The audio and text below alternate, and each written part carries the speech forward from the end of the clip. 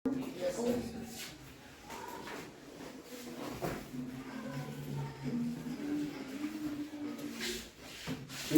Molecule भी गिरा सकता है, फिर हम कहेंगे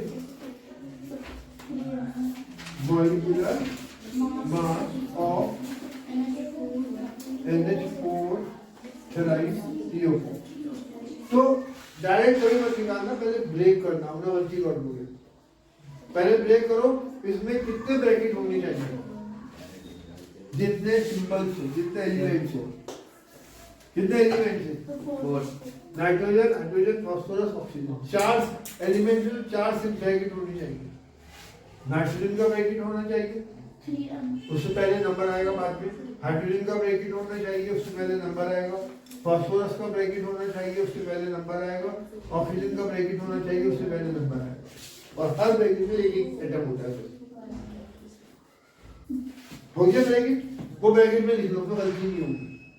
आप नहीं लिखोगे ब्रैकेट में, मुझे कोई फर्क नहीं पड़ेगा, आपसे गलती होने के चांस है, इसलिए मैं कह रहा हूँ। अब एन के कितने एटम है, ये ब्रैकेट है, ये एक एटम था और 3 से मल्टीप्लाई हो रहा है, क्योंकि बाहर का जो ब्रैकेट के बाद जो नंबर होता है या उससे पहले जो नंबर होता है मल्टीप्लाई होता है। अगर पहले वाला नंबर भी मल्टीप्लाई होता है, अगर पहले कुछ दे रखा है और बाद वाला नंबर भी, तो ये 1 है, तो 3 से मल्टीप्लाई करेंगे तो क्या हो जाएगी, एच के कितने हो जाएंगे, 4 3 12। समझ में आ गया ये, इंटू प्लस 12। पी के कितने, ये 3 से मल्टीप्लाई नहीं होगा क्या, क्यों, जो है 3 इस नंबर के ब्रैकेट के बाहर है, इसके साथ नहीं है। समझ में आया, आपके पड़ोसी के पास सेब रखे मैं दरवाजे के ऊपर, तो आपके नहीं होगा, इस दरवाजे पे रखे हम लेके आ गए, पड़ोसी के थे, आपके जब होते, जब वो आपके दरवाजे पे होते।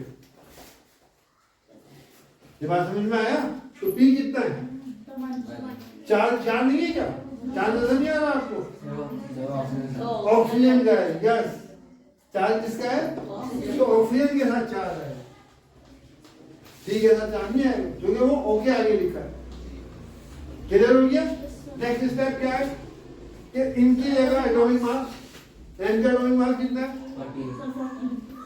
और हाइड्रोजन का, और फास्फोरस का वैसे आमतौर से मेरा वो हो गया 31 यूज करते हैं। कितना यूज करते हैं, मैंने अप्रोक्सीमेट 30 बताया, तो ये 31 हो जाएगा। ऑक्सीजन का कितना हो जाएगा, 16। तो ऑक्सीजन की जगह सबकी जगह उनके एटॉमिक मास आ गए,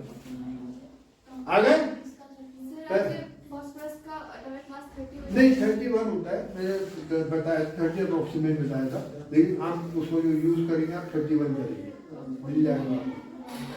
फास्फोरस का एटॉमिक मास टेबल में दे रखा होगा, कितना होता है 30। आइसोटॉप्स को तो अलग अलग हो सकता है ना, 31 भी हो सकता है, 32 भी हो सकता है, लेकिन आपको फास्फोरस का एटॉमिक मास आप कितना यूज करेंगे,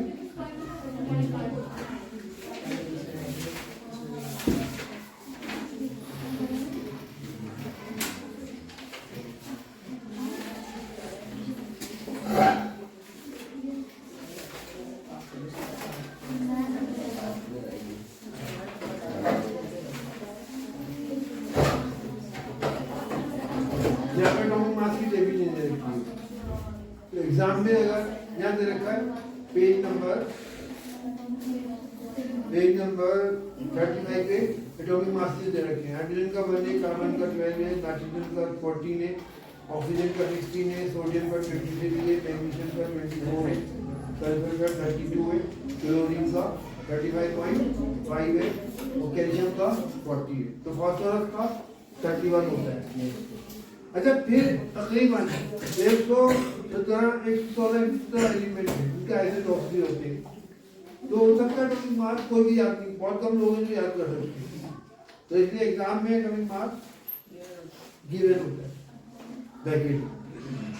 ये बात समझ में आई नहीं आई, वहाँ पे इससे परेशानी की जरूरत होती है। क्या बन गया, तो पहला स्टेप ब्रेक करना, याद करो, दिमाग में डालो, ब्रेक करना। दूसरा स्टेप जो सिंबल से उनकी जगह एटॉमिक मास, फिर तीसरा स्टेप उनको मल्टीप्लाई करना है, 42 प्लस 12 प्लस 31 प्लस 64, कितना हो गया, 149 U.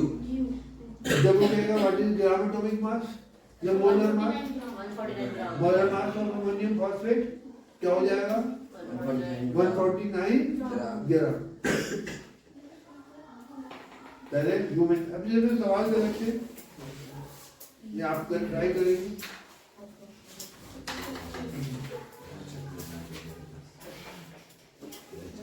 पेज नंबर 40 पे क्वेश्चन दे रखा है, ब्लू से कैलकुलेट द मॉलिक्यूलर मास।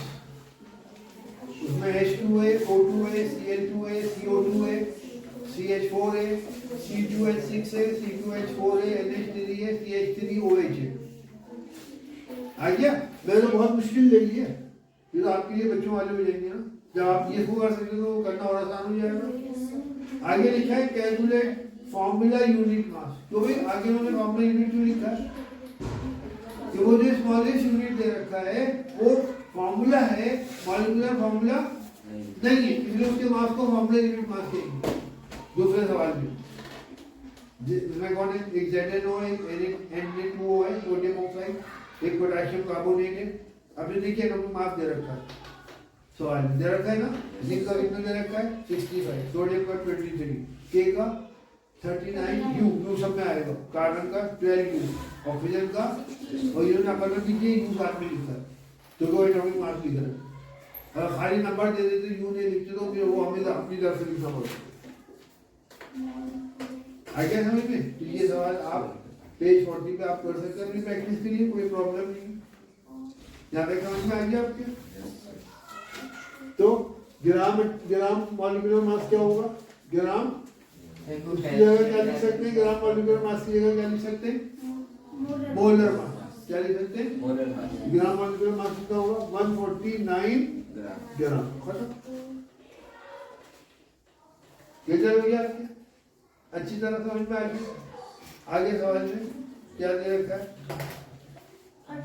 इसका CH3CO देख रहे हैं कितने इसमें वो आएंगे ब्रैकेट, कितने एलिमेंट हैं? 5 है। अरे भाई ऑक्सीजन को 2 दफा लिखोगे।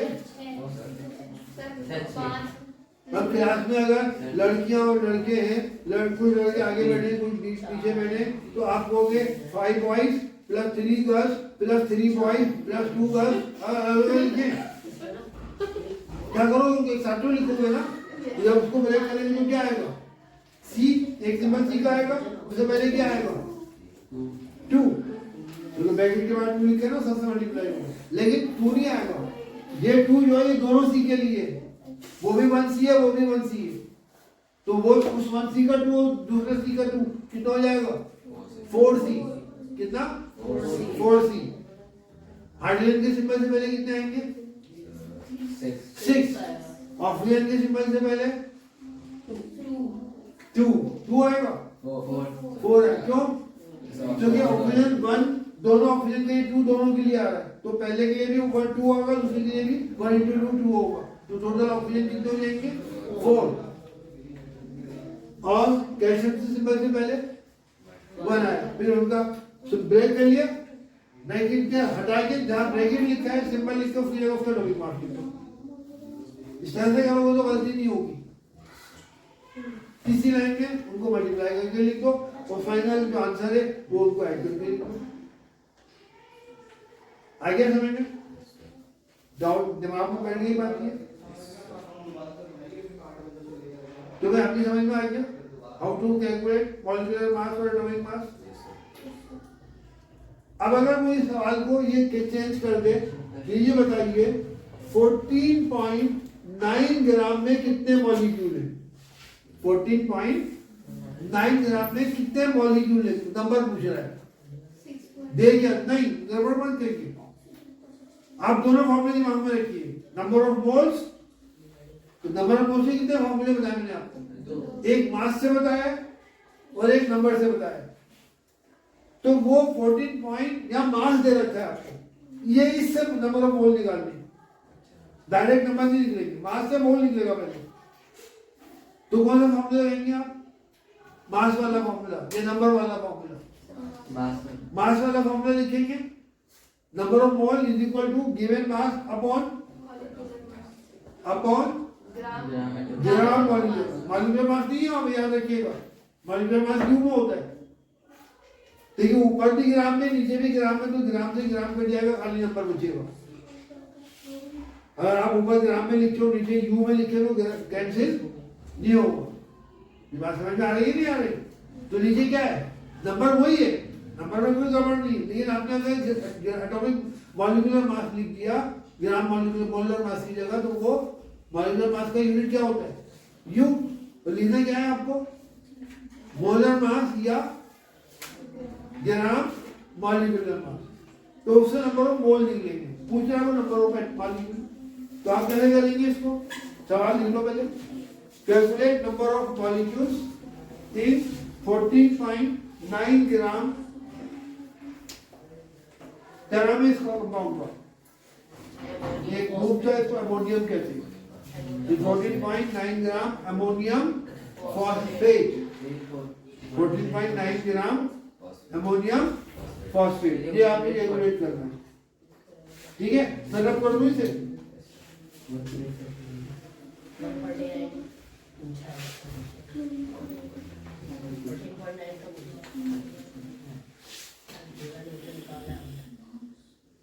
Should I proceed? Yes, sir.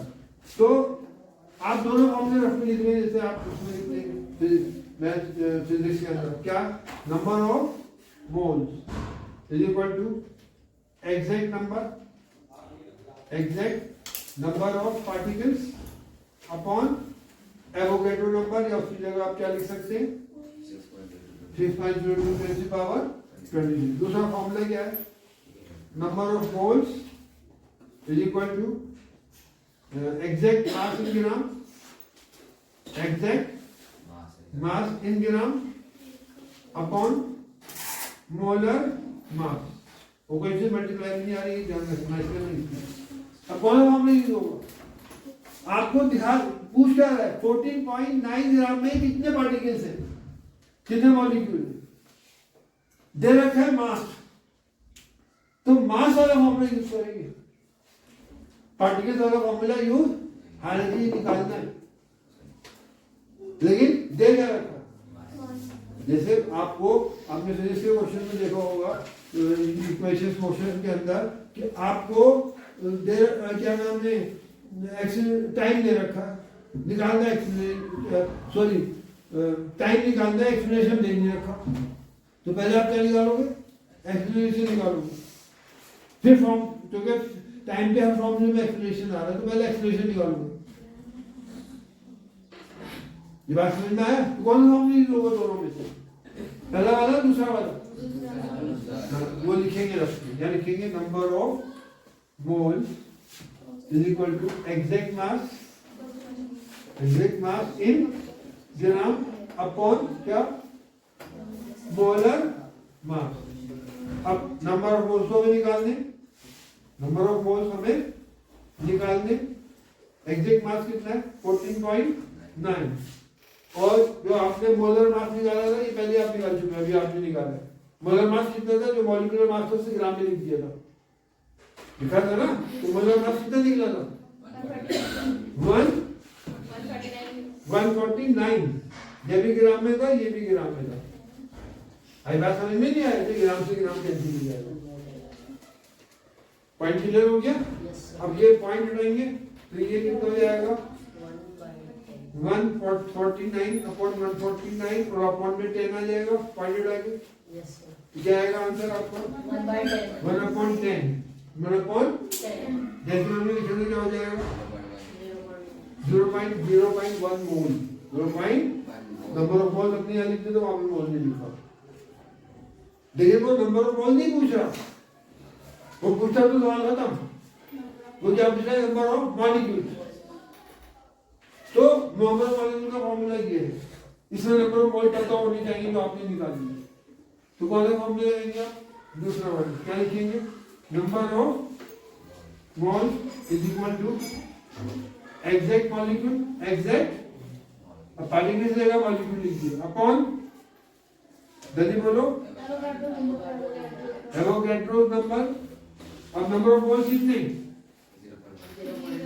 0.1, exact molecules आपको निकालने, एग्जैक्ट नंबर ऑफ मॉलिक्यूल्स आपको निकालने वो एलजीब्रा रहेगा, है ना। अपॉन में क्या आएगा 6.0 6.2 नहीं है 6.02 गलती से अक्सर जीरो वाला से आता है 6.022 फ्रीक्वेंसी पावर क्रॉस मल्टीप्लाई करेंगे तो क्या हो जाएगा number of molecules, number of exact नहीं लिखो कोई फर्क नहीं, कितना जाएगा 0.1 क्रॉस मल्टीप्लाई करेंगे तो क्या हो जाएगा 6.022 10 की पावर। अब ये जो कि स्टैंडर्ड फॉर्म में इसको मत छोड़ो, मतलब पॉइंट इधर एक नंबर इधर आ जाएगा। मैथ्स में आप जाए इसको ऐसे भी सकते हैं पॉइंट, ये पॉइंट इस पॉइंट की वजह से ये पॉइंट इधर से लग जाएगा, क्या हो जाएगा 0.6022 बजाय इसको छेड़ने के इसके पावर में फर्क कर लो, यानी ये मैंने बोल छेड़ देना तो 23 की जगह कितना हो जाएगा ये 22 क्या हो जाएगा ये 6.022 मैंने इस पॉइंट को नीचे रखो तो कितना जाएगा इनटू 10 की पावर 22 क्योंकि 20 की जगह 1/10 से कैंसिल हो गया। नंबर मॉलिक्यूल कितने 6.022 10 की पावर 22। लेकिन आप अगर कर भी दें, आप इसको 10 को छेड़े बिना इस एग्जैक्ट नंबर में चेंज कर दें डेसिमल की पोजीशन को तो भी गलत नहीं होगा, गलत नहीं होगा। बात समझ में आ गई भाई, ये आपने स्टैंडर्ड फॉर्म में नहीं लिखा, अनलेस वो कहेगी स्टैंडर्ड फॉर्म में आंसर लिखो तब तो फिर आपको स्टैंडर्ड फॉर्म में लिखना पड़ेगा। पॉइंट क्लियर हो गया। तो मैं आपको no please listen to me, ये 42 पेज पे सवाल दे रखे एग्जाम्पल के अंदर, आप एग्जाम्पल के सवाल अपने आप कर लीजिए। देखो जो फॉर्मूले सिंबॉलिक फॉर्म में जो फॉर्मूले दे रखे हैं आप उसकी जगह वर्ड्स में याद कीजिए। सिंबॉलिक फॉर्म में आप कंफ्यूज हो सकते हैं, एग्जाम में भूल सकते हैं, वर्ड्स में होगा तो नहीं भूलेंगे। और दोनों फॉर्मूले याद कीजिए, दोनों को मिक्स मत कीजिए, जो उन्होंने एक जगह सवाल में दोनों को मिक्स कर रखा है, वहां भी आप कंफ्यूज हो जाएंगे। मोल का फॉर्मूले दो है भाई, इतना एक नंबर से निकालना और एक मास से निकालना। अगर मास से नंबर निकालना तो पहले मास से मोल निकालो फिर नंबर लगाओ, जैसे मैंने यहाँ करा। नंबर से मास निकालना है तो पहले नंबर से क्या निकालो मोल, और फिर दूसरा फॉर्मूला यूज करके मोल से मास निकाल लो, इसमें गलती नहीं होगी। अगर बाइजी में 1 मिनट बढ़ती भी लग गया तो सवाल गलत नहीं होना चाहिए। आप 1 मिनट पहले सवाल कर लें और उसमें गलती कर लें तो फायदा क्या जीरो मिलेगा। पॉइंट समझ में आ रहा है क्या? तो ये मुख्य सवाल है।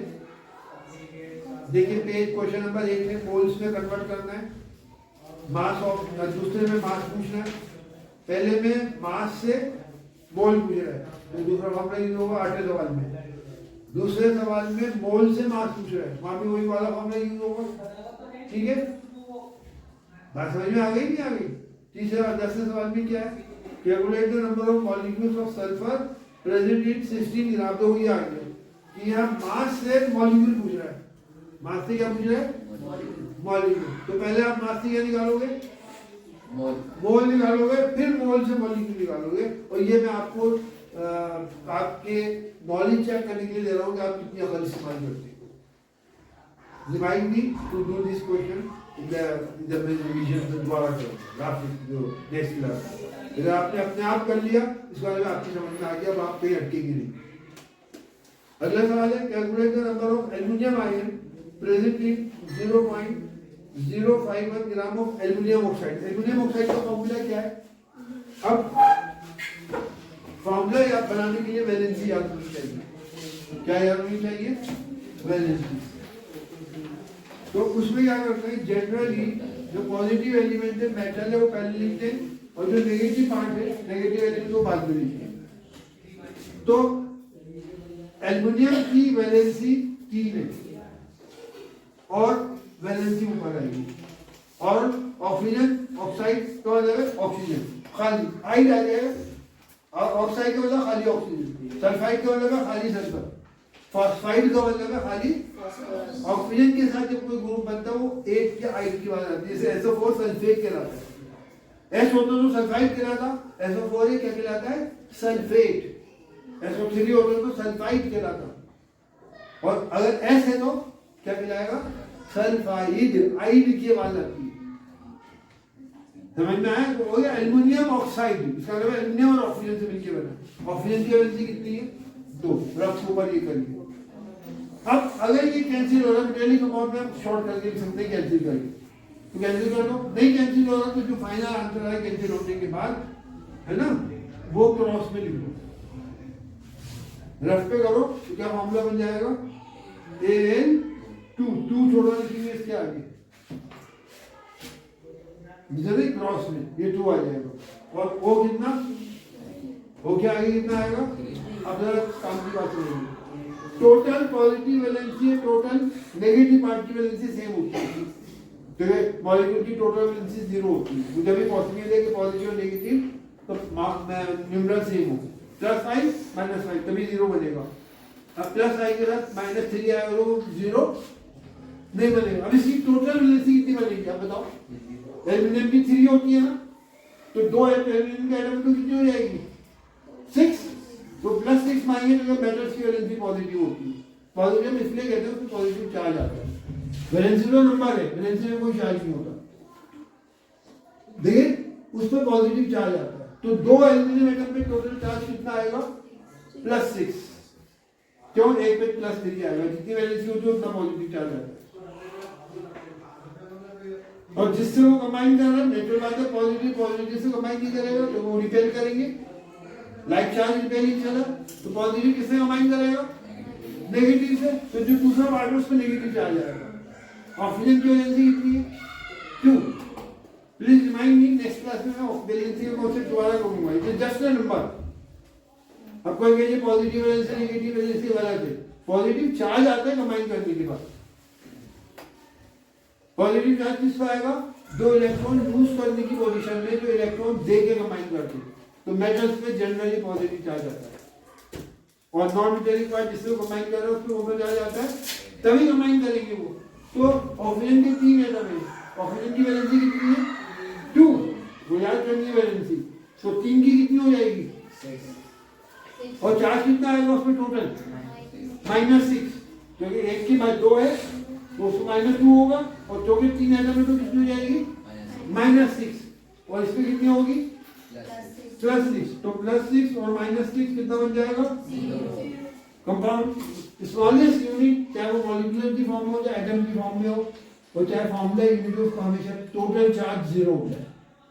टोटल चार्ज, तो अगर चार्ज 0 नहीं होता तो उसको हम एटम या मॉलिक्यूल या नहीं कह सकते, उसे आयन बोलते हैं। क्या बोलते हैं? आयन की डेफिनेशन दी थी, एटम और group of atom having charge unit. जैसे SO4, अब इसमें 2 माइनस चार्ज है, कैसा आएगा ये बाद में बताएंगे, अभी नहीं बता रहे हम। उसी चीज से ये अलग चीज है, तो इसको हम कंपाउंड नहीं कहेंगे। SO2 कोई चार्ज नहीं है, ये कंपाउंड है, सल्फर डाइऑक्साइड। SO3 इसमें भी कोई चार्ज नहीं है, ये कंपाउंड है, SO3 सल्फर डाइऑक्साइड। और अगर गलती से SO3 के ऊपर मैंने -2 लिख दिया या 2 माइनस लिख दिया, कितना लिख दिया, तो इसका मतलब है एक यूनिट है, एक पार्टिकल है जिसमें 2 चार्ज है, तो अब ये कंपाउंड नहीं रहा। क्या होगा? ये आयन होगा। क्या होगा? आयन। सल्फाइड है, इसको कहते हैं सल्फाइड आयन। SO4 में सल्फेट गिराता है, SO3 में सल्फाइड गिराता है। और SO3 बिना चार्ज के तो ये कंपाउंड है।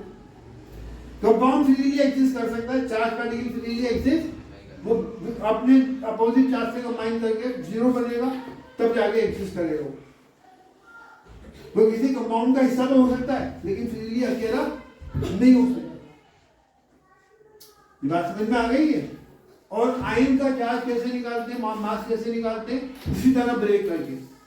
आयन बनने से मास को फर्क नहीं पड़ता, क्योंकि आयन बनते इलेक्ट्रॉन के जाने के आने से, और इलेक्ट्रॉन के जाने आने से मास में कोई फर्क, क्योंकि एटम इलेक्ट्रॉन का मास नेग्लिजिबल होता है।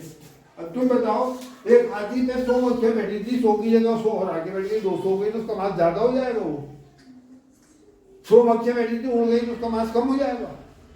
तो जिसका मास आप निकालना, जो आए हैं और गए, वो नेग्लिजिबल है हाथी के मुकाबले।